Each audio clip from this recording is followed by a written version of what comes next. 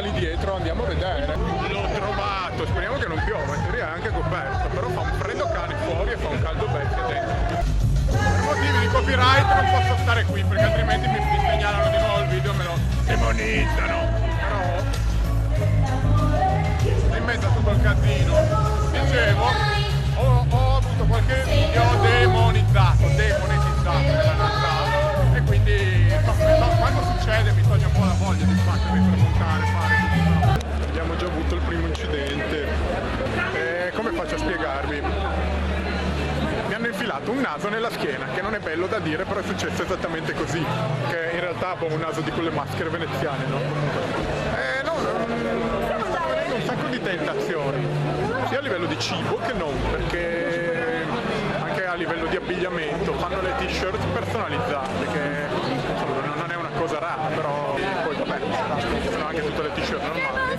Diciamo così che mi vedete, non ho ancora finito il giro di tutte le bancarelle, non ho ancora deciso bene dove spendere i miei 4 soldi che mi sono rimasti, soprattutto non prendere qualcosa di buon grande, perché lo zainetto piccolo, non mi sono reso conto che stavo facendo una cosa molto pericolosa, cioè girando con questo affare puntato, che sarebbe il manfrotto della videocamera, rischiando di infilarlo in qualche occhio, no? In qualche pertugio altrui, quindi adesso lo tengo da un'altra parte, ma volevo farvi anche vedere la mia maglietta.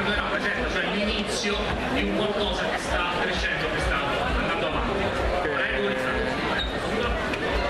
Come dire, non ci possiamo smentire mai!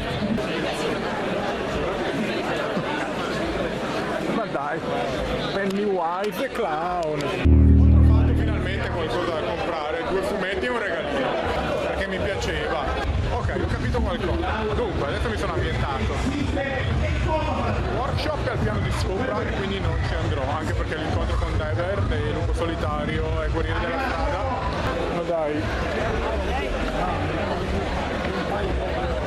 È appena venuto un déjà vu. La saliera più comoda del mondo per chi ha le manine grandi. Allora, alle 15 al palco foyer, Lexio Magistralis degli youtubers, quelli seri, sulla loro esperienza, su come aumentare le visite, come fidelizzare il pubblico e tutto il resto. Vado anche a guardarli almeno per un 10 minuti, così magari imparo qualcosa e inizio a fare video decenti. Fino ad allora mi dovete accontentare del tremolio. A un certo punto sotto a tutto sto casino dovrò mettere qualche musichetta, perché tanto non mi sentite parlare.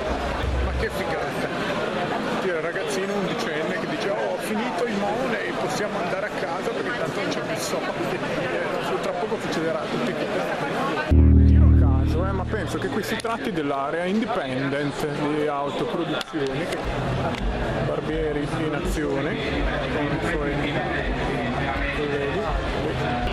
L'area del sketch, una cosa che in America costituisce un introito extra per i disegnatori, che normalmente si fanno pagare dai 10 ai 50 anche ai 200 dollari, a seconda di chi sono per i lavori.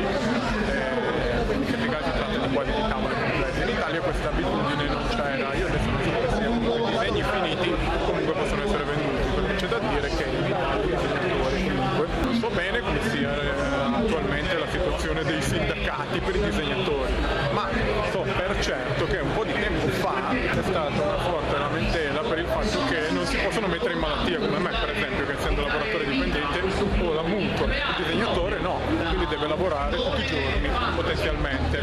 Va da sé che i gettoni diventano ambiti. Tutto questo per dire cosa? Che il disegnatore di fumetti è un lavoro serio, è un lavoro pesante per la quantità di ore che si devono dedicare, e che ci crediate o no, io da giovanissimo contavo di trasformarla nella mia professione. Infatti scorrevo ore e ore e ore al tavolo non al tavolo da disegno, perché era il tavolo della mia cucina, comunque cercando di mimare quello che leggevo. E ho anche avuto una piccola esperienza come non disegnatore di fumetti ma grafico pubblicitario. Faceva schifo, però comunque ci ho provato.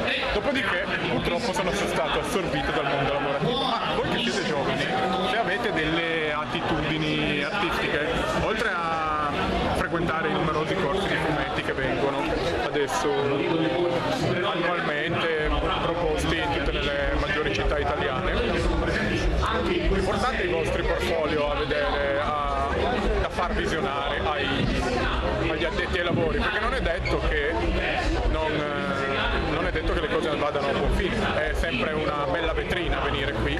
Mi ricordo anche in tempi non sospetti, quando le fiere erano poche, tanti ragazzi che ci credevano arrivavano con il loro bell'album di prodotti, di tavole pronte, di disegni, di presentazioni per cercare di sfondare. Era difficile allora, è difficile adesso, ma se non ci provate non ci riuscirete, quindi tentate di farlo.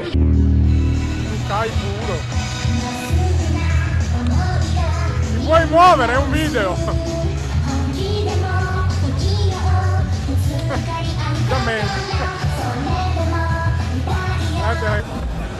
Ok, i costumi, ma qui si esagera, che figata! I dettagli di fare le cose bene. Penso che posso salutare perché concludo qui. Nel frattempo è uscito anche il sole, ultimi fuochi. Mantova Comics per me è finita, adesso devo trovare il modo di tornare a Brescia con i mezzi pubblici. No dai, carina. Passato lo shock del primo momento, faccio ancora qualche ripresa volante. Sono stato tanto, più del previsto, però prima che arrivo giù a Brescia saranno quasi le 7.